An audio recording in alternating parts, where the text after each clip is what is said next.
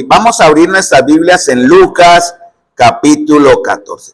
La palabra del Señor, cuando se estudia la escritura en la palabra del Señor, tiene que uno estar o debe uno estar comparando los textos con otros textos.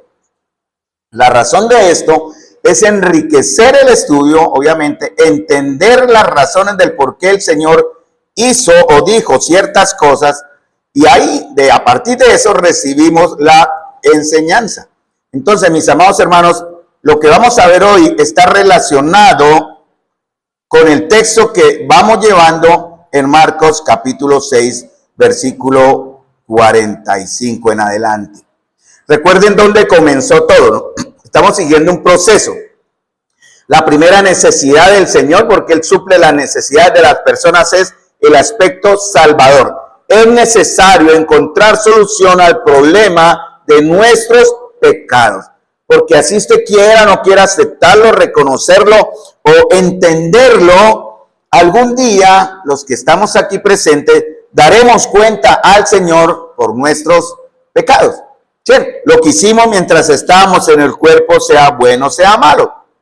Lo que pasa es que por la gracia del Señor, la totalidad, espero que la totalidad de los que estamos hoy acá reunidos, tenemos un sello de cancelado en la cuenta. Habrá algunos que aún están por recibir esa justicia que viene del Salvador. Pero los que hemos creído, y perdonen acá, los que hemos creído, tenemos el sello de satisfacción del Señor. ¿Cómo se llama esa palabra que en Romanos capítulo 3 se nos ha enseñado y que nos muestra la satisfacción del Señor a causa del sacrificio de Cristo? Romanos capítulo 3, justificación, exacto. Ese es el acto declaratorio del juez que en base a la obra de alguien más, en este caso, de un tercero, porque está el juez justo, está el pecador condenado, pero está el mediador que el mismo juez envía. Hablamos del Señor Jesucristo. Él ha dado el sacrificio, ha entregado su vida y declara justo por la fe a los que hemos creído en Él. Justificación.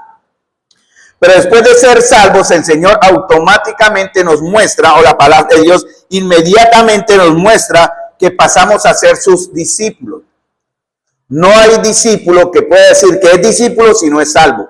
Y no hay salvo que pueda decir que es salvo si no está mostrando ser un discípulo. Está muy relacionado. Por eso fuimos a Marcos capítulo 1, versículo 16, donde Él le hace un llamado a unos hombres.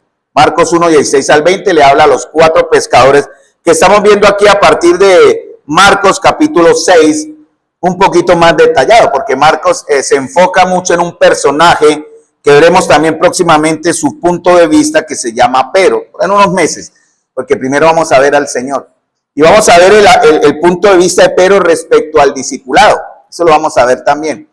Y el Señor a sus discípulos les pide una condición. Él les va a exigir unas condiciones que, hermanos amados, esas condiciones van a ser el filtro que van a mostrarnos verdaderamente qué clase de fe tenemos. Al hacerlo, hermanos, de esta manera, lo que el Señor quiere es traer el temor a nuestros corazones. Lo que Él desea, mis amados hermanos, es que nuestra vida demuestre, viva, ¿no? Sea una prueba visible de su cambio. Por eso, mis amados hermanos, un acto que muestra o que demuestra verdaderamente ese cambio interno y que en muchas partes hoy día es causa de muerte, es el bautismo.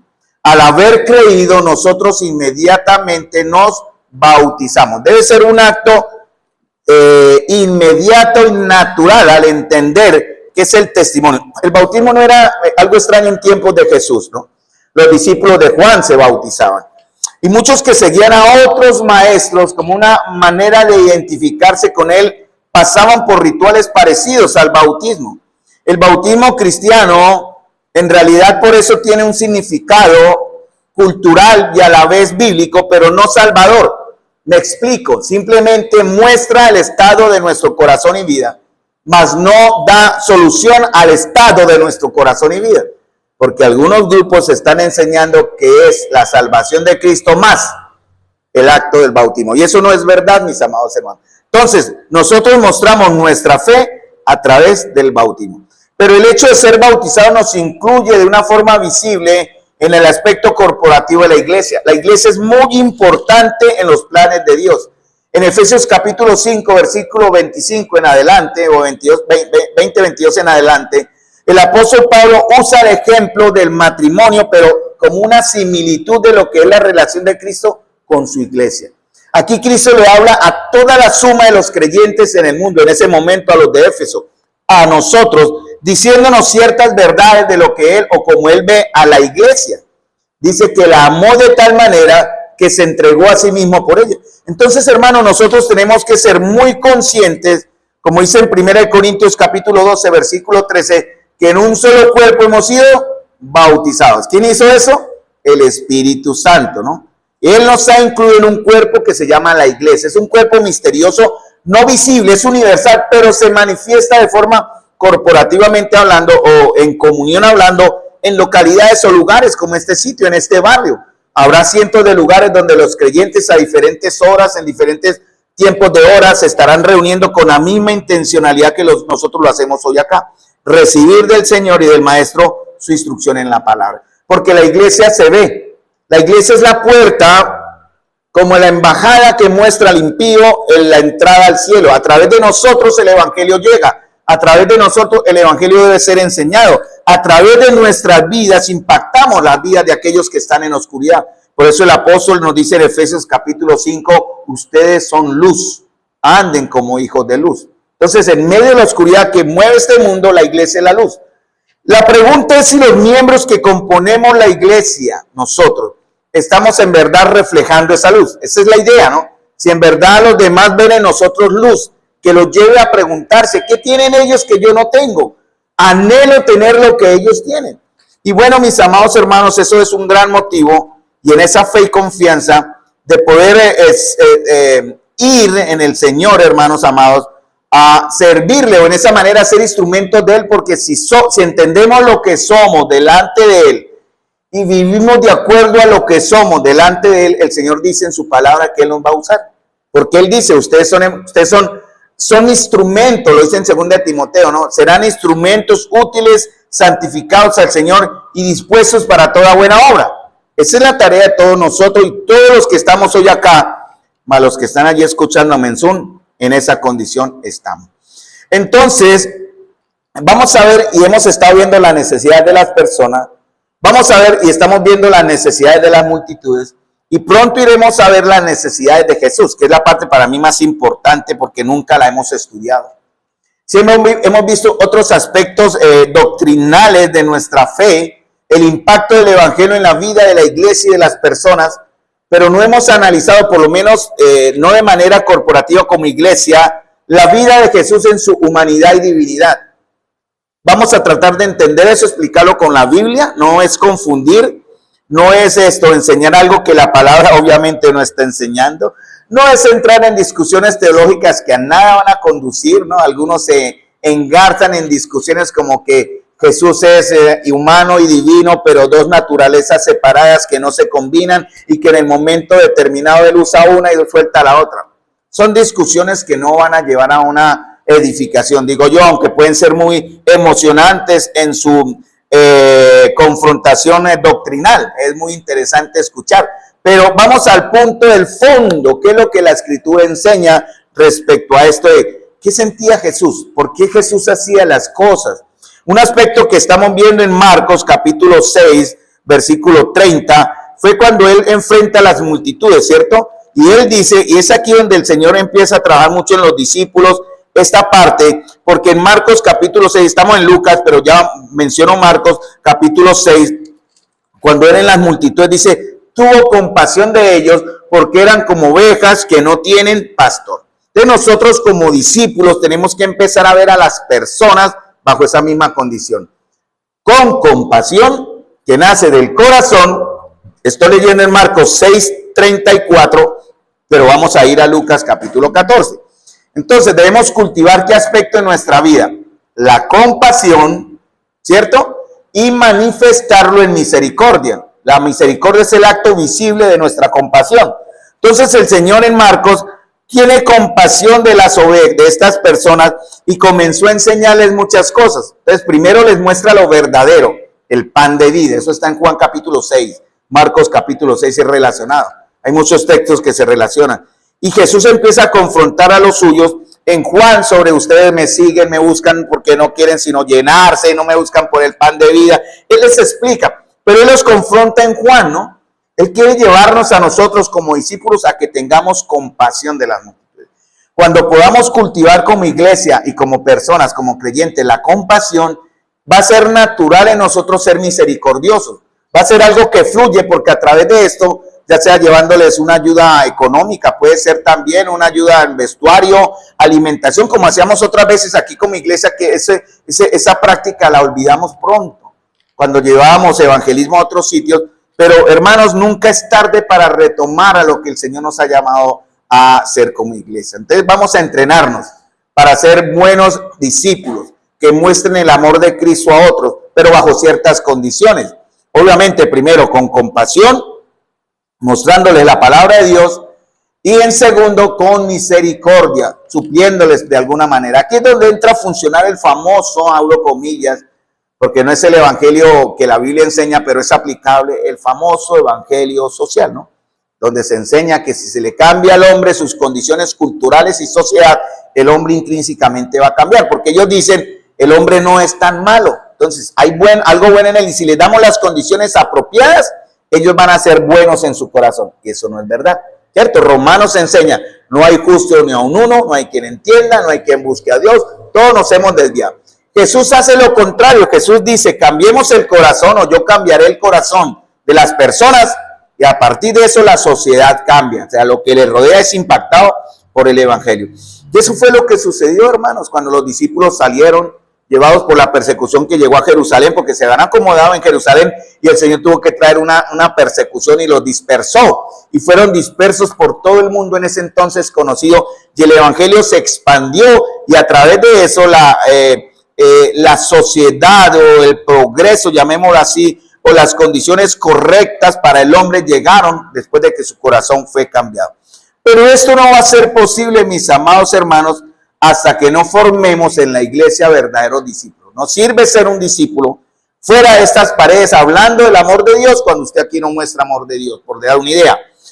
Hablando de la fidelidad al Señor, de fuerza a los centrar, eso lo menciona en Lucas, en el contexto de lo que vamos a ver ahorita, cuando el Señor habla de la gran boda, las grandes bodas, cuando nadie responde, porque todos inventan excusas tan tontas, como que, bueno, Señor, me acabo de casar y no tendré tiempo, o como dijo uno, Señor, he comprado una finca y voy a verla, una excusa tonta, nadie compra algo sin primero verlo, o como el que dijo, Señor, he comprado una yunta de bueyes y voy a probarlo, dice en el verso 19 de Lucas 14, ¿quién hace eso?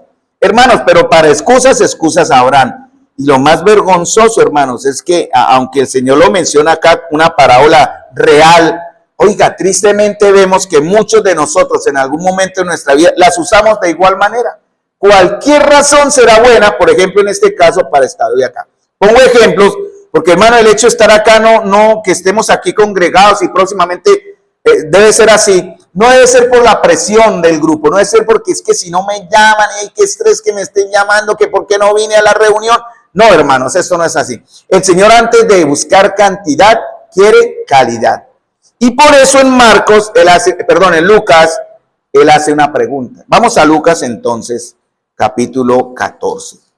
Porque él le habla a los que le seguían. Recuerden que las multitudes le seguían desaforadamente, o sea, había una presión contra él, el famoso del tiempo del rabí. Imagínense hacer milagros, muchos habían visto milagros grandiosos. Había hecho unos días antes alimentar 5,000, más adelante alimentó otros 4,000. La razón que está en Marcos por haber alimentado 5,000 era lo que está en el verso 52 de Marcos 6, porque aún no habían entendido lo de los panes por cuanto estaban endurecidos. Hermanos, el Señor va a seguir obrando en nosotros hasta que entendamos. A veces tocará hacerlo con dolor, por medio de pruebas, por medio de situaciones, quitándonos cosas. Él no nos va a dar cosas que nos alejen de Él. Si usted le ha pedido al Señor algo, el Señor se lo ha concedido, gloria a Dios por eso. Pero si esto que usted dice que viene de Dios lo aleja del Señor, entonces no es del Dios, no es del Señor, ¿cierto? El Señor no le va a ofrecer a usted nada, ni salud, ni pues, ni trabajo. Bueno, las cosas que usted humanamente necesite hasta que usted no le busque. El primer punto es, busca primeramente el reino de Dios y su justicia. Y las demás cosas, usted sabrá qué cosas son sus demás, pero eso vendrá cuando usted cumpla la primera condición. Pero para eso el Señor va a Marcos capítulo 14. Vamos a Marcos capítulo 14. El famoso, las multitudes le seguían. Recuerde, estamos viendo con qué intenciones estamos buscando a Jesús. Porque las multitudes necesitaban atención, ¿cierto? Como vimos, desafortunadamente, algunas o muchas personas siguen a Jesús por las razones equivocadas, ¿cierto? Algunos le siguen de lejos evitando el compromiso, ¿cierto? Son aquellos que se mantienen a la distancia, ¿no? Como aquellos creyentes de iglesia que vienen, son esporádicos. Vienen un tiempo, se desaparecen otro tiempo. Hermanos, el liderazgo, hemos fallado en eso. Creo que nos ha faltado más firmeza con un amor mal enfocado, pero tenemos que rediseñar o reestructurar nuestro amor y cariño por las ovejas. Porque si alguien se va y se ausenta, pues obviamente debemos ir a preguntar, a averiguar qué sucede. Pero si no lo hacemos al regresar, ¿qué tenemos que hacer? Igual manera preguntarle, ¿usted qué hizo en 2 meses? ¿No? ¿Qué pasó? ¿Cómo está su vida? ¿Cómo está su devoción? ¿Verdad? ¿Cómo está su comunión con el Señor? Porque algunos muy frescamente, y lo digo con respeto, porque aquí también lo hemos practicado así, pero hay que tener mucho cuidado, vienen y participan de los símbolos y quieren como en cierta forma entrar a un servicio activo cuando no sabemos qué sucedió con su vida. Por eso, hermanos amados, el discipulado es muy importante de todos nosotros. En nuestras asambleas el liderazgo no recibe sustento. En nuestras asambleas el liderazgo, como en otros sitios, no reciben un sueldo. Entonces tenemos que distribuir nuestro tiempo entre nuestro trabajo secular y el trabajo de la obra. Por eso necesitamos las manos de todos ustedes para efectuar un verdadero discipulado, estar discipulando a las ovejas que por alguna razón no podemos dejar, si alguien se ausenta, decir, bueno, el próximo domingo nos vemos. Y si no se viene el próximo domingo, decimos, no, entonces el otro domingo vendrá. No, hermana, hay que inmediatamente ir a buscar. Inmediatamente hay que ir y mirar qué ha sucedido para hacer el seguimiento, la restauración apropiada. Y eso es un trabajo que liderazgo, hermano, necesitamos de todos ustedes. Porque no hay abasto, no hay tiempo, no alcanzan las manos para hacer eso. Entonces algunos prefieren seguirle de lejos evitando el compromiso.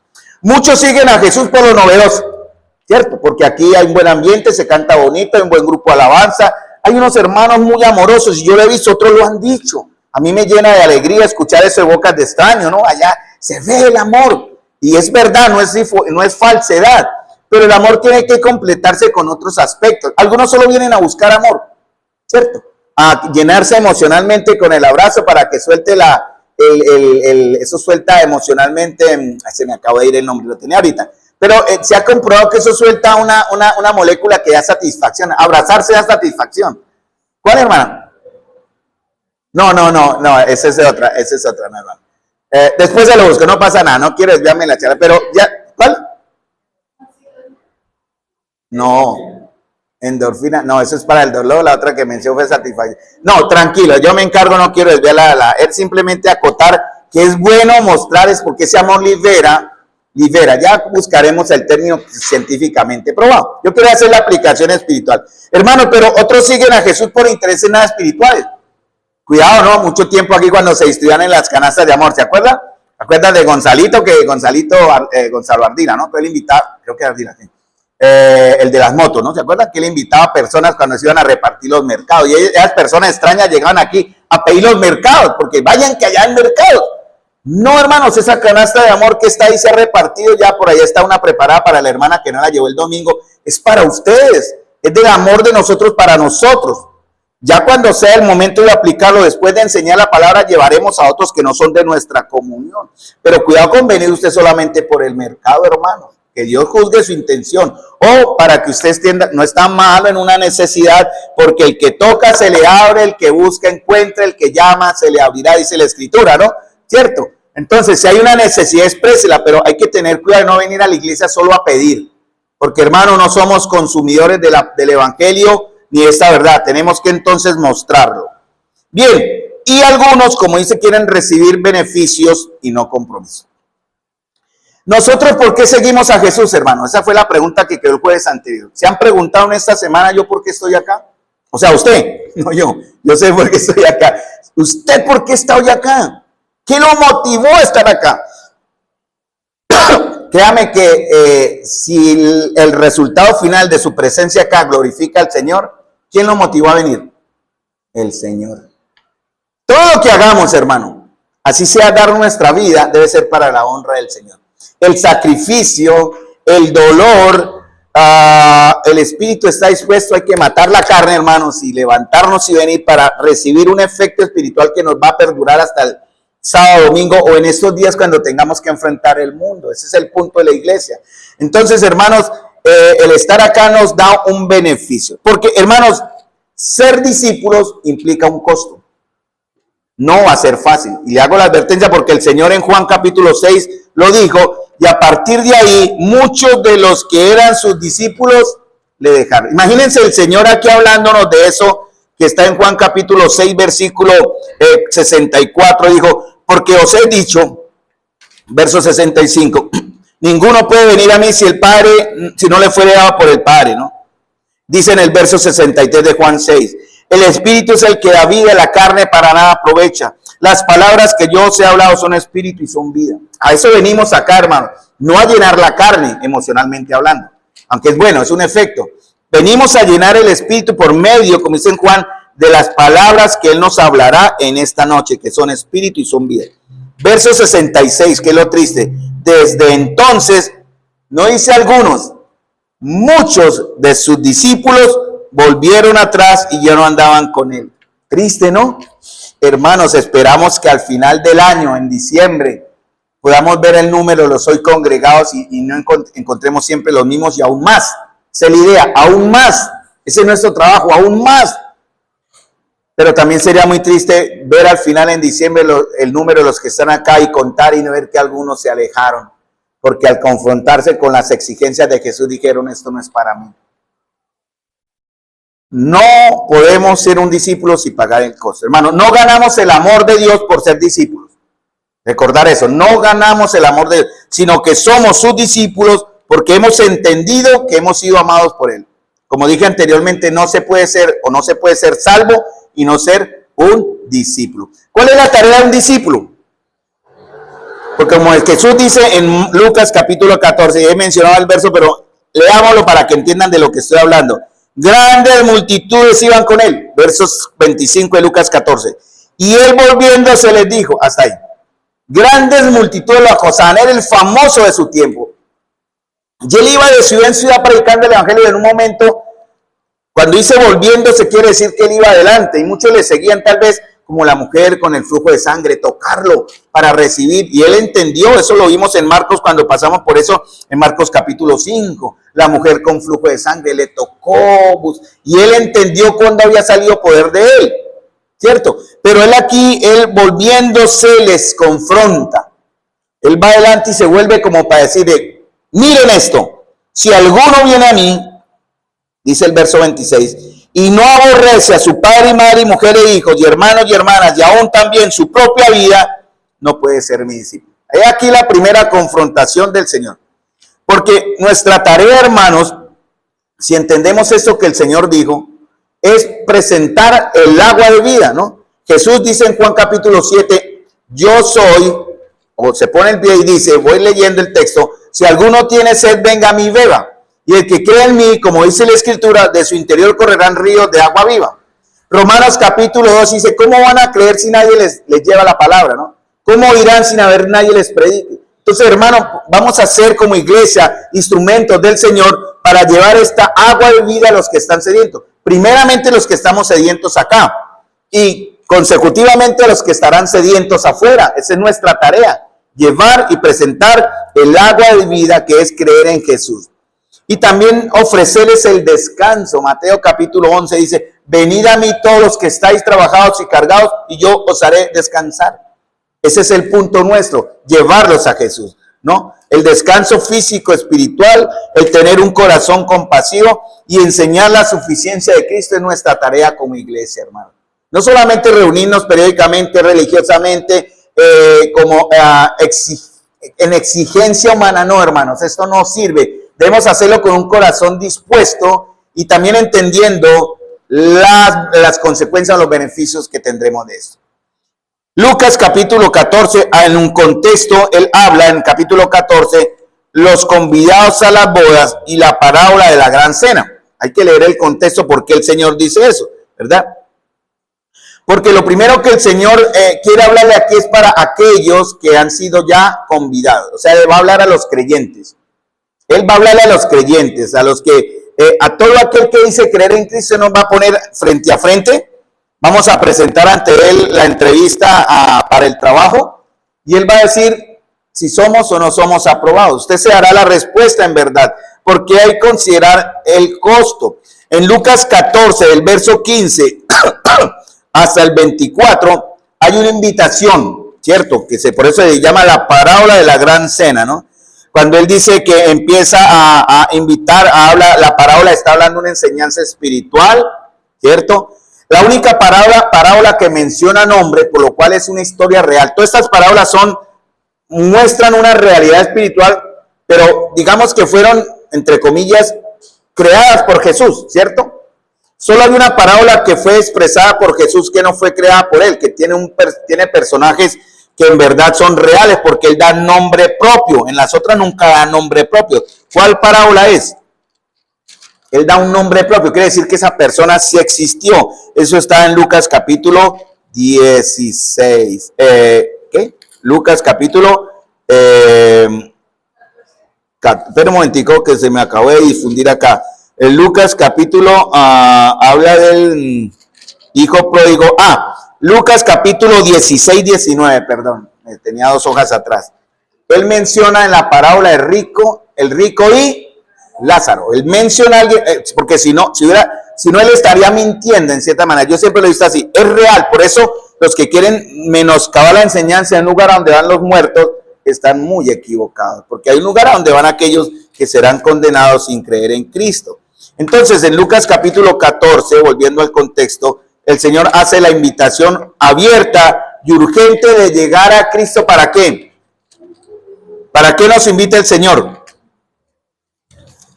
Él hace la invitación urgente de llegar a Cristo. ¿Para qué? Primer punto, ¿para qué? ¿Qué es lo que él primero hace? Veamos, vamos entonces, empecemos Marcos capítulo 1, versículo 12. ¿Qué es lo que él busca de ustedes, hermanos? Salvación primero para todo, porque yo hablo en general. Yo los veo a todos ustedes como mis amados hermanos salvos, pero seguramente habrán algunos de ustedes que no tienen al Señor y no lo han entendido.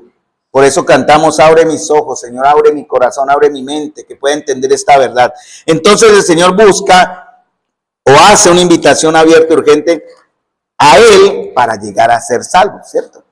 Y ahora en Marcos capítulo 14, versículo 25 al 33, Él hace una advertencia a los que ya han llegado a ser salvos.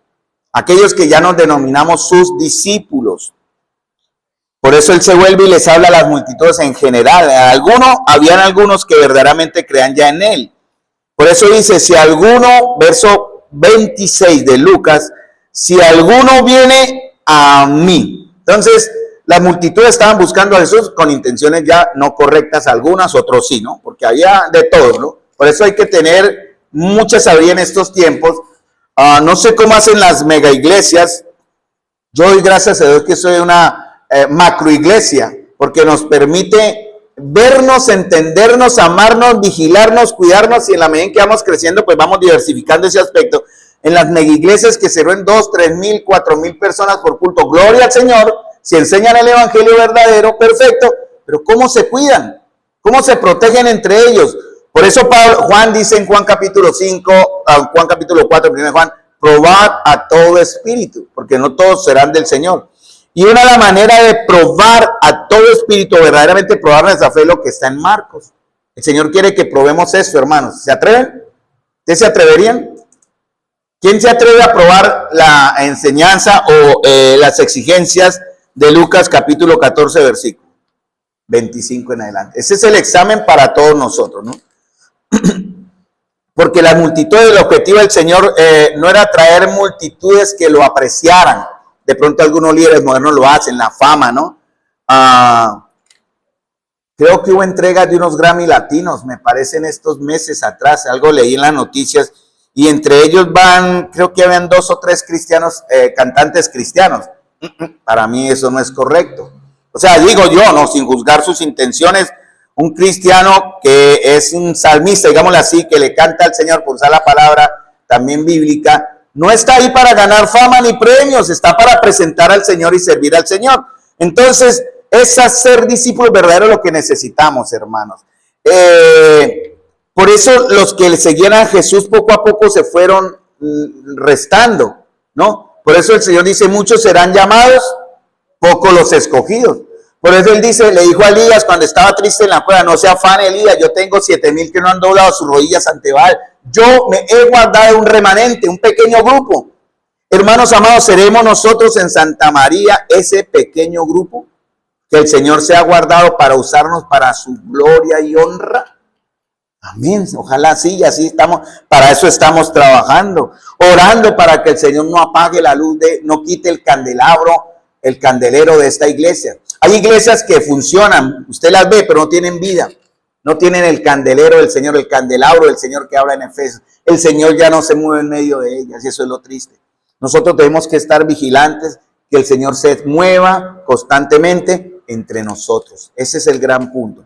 Entonces siempre imagino yo a Jesús andando, predicando el evangelio, ¿cierto? Sanando a muchos enfermos, hablando el evangelio, el reino de Dios, pero acosado, exigido, y en un acto ya intencional se sirve a las personas, porque él no busca ganar simpatizantes, él busca verdaderos seguidores. Él no quiere que usted simplemente se agrade con lo que él enseña. Él quiere que vivamos lo que él está enseñando, hermano. Porque nos puede parecer bonito. Puede leerse el Corán si quiere y encontrar satisfacción espiritual, pero eso no le va a llevar al Salvador. Puede leer todos los escritos del hinduismo o de las diversas religiones más grandes de este mundo, creadas por el hombre, eso jamás le van a dar a usted la paz que solo Cristo ofrece. Porque Cristo, las palabras que él habla son espíritu y son vida. Entonces, él va a contrastar. ¿Hay alguno aquí que sea tibio de corazón? Él lo va a contrastar a usted, como me ha contrastado a mí. Entonces dice, si alguno viene a mí. Entonces siempre estamos buscando, casi siempre en nuestra, como fuimos creados, siempre vamos a estar siguiendo a alguien. Por eso Pablo decía, sean imitadores de mí, como yo soy de Cristo, ¿cierto? El punto principal es seguir a Cristo. La iglesia ha sido organizada para ser dirigida con amor y con entrega por unos sobreveedores, se le llama obispos, que pueden tener el don de pastores, que están en Efesios capítulo 4, versículo 11. No necesariamente todo obispo sobreveedor llamado anciano es un pastor, puede tener otro don. Pero la idea, porque por eso dice, habla, y él constituyó a unos como apóstoles, profetas, evangelistas, y después dan 2 que son en uno, pastores y maestros. Porque casi siempre una iglesia comienza así y se desarrolla así, con pastores maestros, los que enseñamos la palabra y a la vez cuidamos a la grey de Dios, pero eso con el tiempo tiene que cambiar. Aquí ya pasamos ese tiempo. Ya no podemos decir que tal hermanito es el único pastor maestro. Estamos dándole oportunidades a los caballeros para que sean maestros, los que tienen el don, porque no crean, no cualquiera pasa acá. Tal vez alguno de ustedes en algún momento en su corazón se habrá quedado, otra vez el hermano Carlos, otra vez Carlitos. Pero qué pena, mis amados hermanos, yo tengo el don, lo haré para la gloria de Dios, pero vendrá el momento en que vendrá otro que, habiendo sido probado, que tenga el don, que respalde con servicio, con entrega, con sacrificio, porque eso no es con, de pronto usted dirá, no, pero pongan a otros siempre los mismos, porque no, hermano, hay condiciones, y las condiciones no las pusimos nosotros, las pone el Señor, entonces hay que cumplirlas. Entonces, si usted quiere subir al púlpito, trabaje, lúchelo, esfuércese, sacrifíquese, perdón. Y el Señor va a dar paz a los sobreveedores que estamos cuidando ese aspecto para darles a ustedes esa gran oportunidad. Por eso los jueves cambian de dinámica. Un jueves al mes, uno de ustedes vuelve a tener la oportunidad, hermanos. ¿Quién será el llamado? Yo voy a seguir mi ruta con Marcos. No me voy a alejar de ahí porque Marcos aquí nos va a gastar su buen tiempo, años tal vez. Y me alegra por eso. Pero seguramente uno de ustedes, que el Señor nos dé la paz de darle esa oportunidad de venir acá y dirigir, no solamente dirigir, sino enseñar la palabra. ¿Quién de ustedes será? Prepárense, varones, los que están aquí presentes y los que están en Zoom, y muestren con su vida que van a ser dignos merecedores de ese encargo que los ancianos daremos a ustedes. Porque a través de eso estamos, cuando estemos funcionando ya en los estudios de hogar, es necesario que también otros varones vayan a enseñar la palabra, pero tienen que enseñar la palabra correcta, la palabra doctrinal. Y van a ir también siervas que estén mostrando de manera correcta su amor por la obra del Señor aquí entre nosotros. Entonces, ¿cuál es nuestro gran pastor? Jesucristo, ¿no? En Hebreos dice que Él es nuestro sumo pastor, a Él seguimos, ¿no? Entonces, el Señor nos dice a los que le seguimos, no al que sigue al hombre, el hombre no es nada. Yo hoy estoy aquí, mañana, si en la gracia de Dios me permite, estaré o no estaré. Yo debo cuidar mi propia vida y mi propio testimonio. De pronto estará otro. En Semana Santa va a haber por 4 días un varón enseñándonos acá, el hermano Julián Rodríguez, para que estén ustedes orando por este hermano que viene del otro lado de la cordillera de Armenia, Quindío, enseñando la palabra del Señor por 4 días. Estemos orando por él y porque haya disposición en el corazón de todo el pueblo del Señor aquí en Santa María para organizar unas buenas reuniones para su gloria, invitando personas, trayendo personas, invitándolos a que escuchen la palabra del Señor. Entonces dice, el Señor nos dice a nosotros, si alguien viene a mí y pone unas condiciones. ¿Cuáles son las condiciones? Dice en Marcos capítulo 14, versículo 26, segunda parte. Y no aborrece. Ya entendieron ustedes, estamos en Marcos, ¿no? Marcos. Entonces, si alguno viene a mí, ¿qué dice más el Señor? Y no aborrece. ¿Saben qué significa aborrecer? Entonces, ¿ya entendieron el significado? Amar menos. Vamos a Mateo 10, 37. Por eso la escritura hay que siempre compararla. Algunos se asustarán, ¿no? Algunos han tomado este texto de manera muy literal, aborrecer. La palabra aborrecer implica como odio, rechazo, ¿no? Pero no es el término griego. El término griego es el que ame más o el que ame menos. Mateo 10:37 dice lo mismo con las palabras correctas, porque aquí en Lucas lo traduce así y es el término que está en la palabra, hay que entenderlo. ¿Qué dice Mateo capítulo 10, versículo 37? ¿Alguno lo tiene? Mateo capítulo 10, versículo 37 nos dice la misma historia. Lo voy a leer porque ya lo encontré. El que ama a padre o madre más que a mí, no es digno de mí. El que ama a hijo o hija más que a mí, no es digno de mí. Entonces, la palabra aborrecer es el que ama más, ¿cierto? Entonces, el que ame más a su padre o madre, eso es aborrecer. El que ame o el que ame más a su padre, a su madre, hermanas y aún más que a mí, no puede decir que es mi seguidor. Entonces, ¿qué es lo que pide el Señor? Aplicando Lucas capítulo 14. ¿Qué pide el Señor? Usemos el término que está acá. Que aborrezcamos, ¿qué? Usando el término que está acá. O sea, que amemos menos a qué? Todo lo demás. Y amemos más a quién? Al Señor. Esa es la condición. Esa es la primera condición, ¿no? Juan capítulo 6, versículo 37. Un hermano que si lo encuentran rapidito, lo dice en voz fuerte. Juan capítulo 6, versículo 37. Porque cuando vamos al Señor, cuando lo tenemos a Él como el punto de nuestro seguimiento, es porque ha habido una obra maravillosa de alguien más. Recuerden, hemos seguido al Padre, hemos seguido al Hijo, porque el Padre así le ha placido, Él nos ha llevado. ¿Qué dice Juan capítulo 6, versículo 37? Todo lo que el Padre me da, vendrá a mí. Y el que a mí viene, no le echo fuera. Usted está aquí porque el Padre le trajo.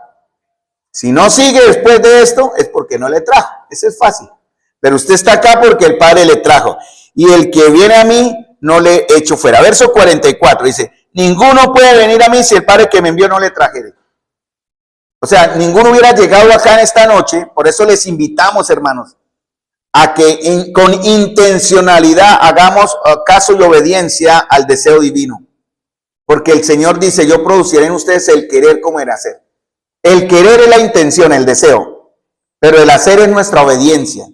Entonces, ¿qué Él va a querer? Que le honremos obedeciendo su palabra, que le honremos buscando edificación en su palabra, que le honremos edificándonos los unos a los otros. Y para eso es necesario intencionalmente disciplinarnos en congregarnos. Zoom nos relajó mucho, ¿para qué? Siendo honestos, por pandemia fue la ayuda, pero Zoom relajó a muchos. Y eso ya debe terminar si somos responsables. Porque el hecho de ser discípulo implica, vamos a Lucas de nuevo, dice, y aún también su propia vida no puede ser mi discípulo, ¿no? El Señor dice, ninguno puede venir a mí si el Padre que me envió no le trajere, ¿no? En el verso 65 también dijo, ninguno puede venir a mí si no le fuere dado por el Padre. Él nos da la intención, nos da los medios, nos da el deseo. Hermanos, el tiempo hay que sacrificarlo para el Señor. Porque cuando dice el Señor, aún su propia vida, ¿qué significa esto? Tan extremo sería el extremo que significaría dar mi propia vida. Dar mi vida por el Señor. Claro que sí, hermanos, ese es el extremo. Si Dios nos lleva a ese extremo, pidámosle la gracia para no deshonrarle, hermanos. Si hemos de morir por causa de Él, no lo deshonremos, no nos echemos para atrás como Pedro Judas. No, hermanos, hay que prepararnos si el Señor así lo quiere.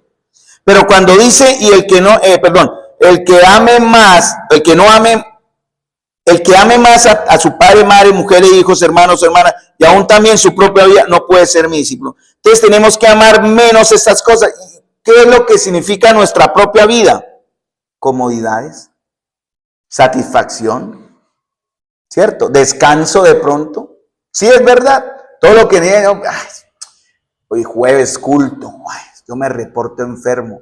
Y en su psiquis algo le nace, algo le sale, algo le empieza a doler, ¿cierto? Una jaqueca por allá perdida ahí. Porque créanme, han habido hermanos aquí que me han llamado, yo los respeto, yo no pongo en duda su honestidad, ni más faltaba. No me vayan a juzgar, pero doy el ejemplo, que me han llamado y yo solo me callo, hago como hacía la rana René. Hermano, no puedo ir a la reunión y me dan una razón que en verdad, para mí en lo personal, hombre, no digo más. Yo digo que el Señor hable ahí, que el Señor conoce el corazón. Pero razones siempre habrán para excusarnos el ser obediente. Entonces, hermano, eso significa mis propias comodidades, mis propias satisfacciones, porque ser discípulo cuesta. No va a ser fácil, hermanos. Nunca lo será. El descanso lo tendremos en gloria, no acá. Así que si usted vino a esta asamblea para buscar que le digan que todo lo va a tener, salud, dinero y amor, no, se equivocó. Este no es su lugar. Busque una donde le llenen allá esa parte, pero que no va a ser real. Entonces, la expresión aborrecer no significa maldad o malicia hacia la familia, ¿no? Sí, no significa, sino quiere decir que debe ocupar en segundo lugar nuestros afectos al afecto que le demos a Cristo. Cristo debe ser lo primero, ¿no? El que pide de nosotros lealtad y amor, hermanos. Que sean mayores esa lealtad y ese amor a cualquier otra relación, ¿cierto? Algunos hermanos nos gusta cuando se demora la reunión. Termina la reunión y, pero nos demoramos media hora, 45 minutos. No quisiéramos irnos, algunos tienen que salir. Algunos apenas termina la reunión, son buenas, ¿no? Y yo les he preguntado, ¿y por qué no se quedó? Y un momentico, no, es que tengo, y me dan también, de verdad, me dan otras razones que, bueno, sí, respetable. No, es que me tuve que ir porque eso y aquello, respetable, hermano. Pero el punto es este, hermano. ¿Qué cosas estamos dispuestos a sacrificar por llenarnos del Señor, no? Tampoco, bueno, ya sería extremo decir que aunque lo hemos hecho, ¿no? En algunos ágapes, pidamos el almuerzo entre todos, disfrutemos una comunión placentera un día, un domingo, que ha sido casi siempre cuando se organiza eso. Pero, hermanos, estamos tratando de dar a entender es que está usted dispuesto a sacrificar por eso. Ese es el gran punto. Para demostrar así que es el discípulo. Entonces, conclusión, no es amar menos a nuestros, no es aborrecer a nuestros parientes, ¿no? No solo se trata de amar menos a nuestros padres, madre, mujeres, hijos, hermanos, hermanas. Cuando pasó el caso con mi padre, Les confieso, yo amo a mi padre, me llama a mi hermano. ¿Por qué me dicen así? Gordo, mi gordo, pasa algo con mi papá, necesito que esté urgente, que usted vaya urgente. Y yo estaba apenas terminando la reunión. Y usted vieran el dolor, o sea, yo me sentí como, ya a ver qué hago.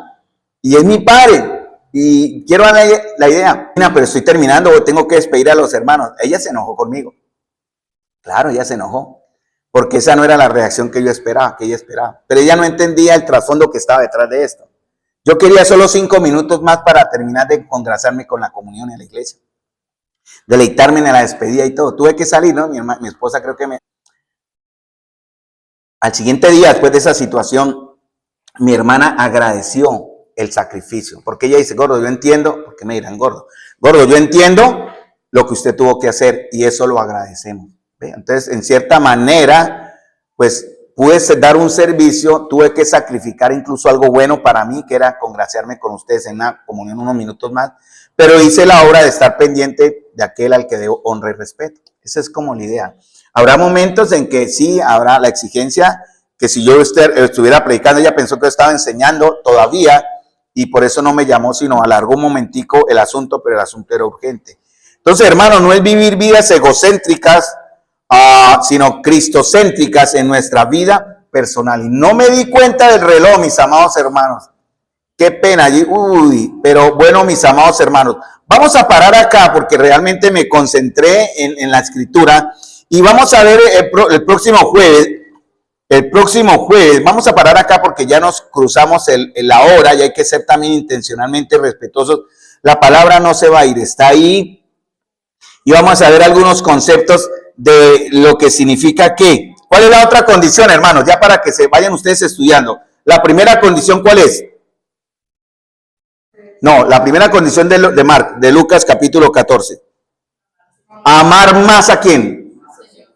Y la otra, amar menos a lo que nos cause. ¿Y cuál es la otra condición que está en Lucas? Verso 27. Eso lo vamos a ver el otro jueves.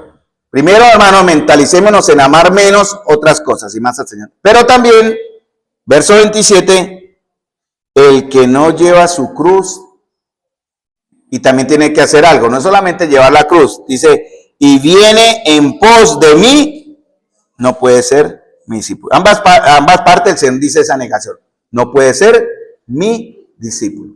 Vamos a dejar esto para el próximo jueves, ¿cierto? Para entender algunos conceptos, lo que significa el costo. Hermanos, hay un costo que hay que pagar, hermanos amados. Entonces, vamos a dejar aquí y vamos a terminar con una palabra de oración.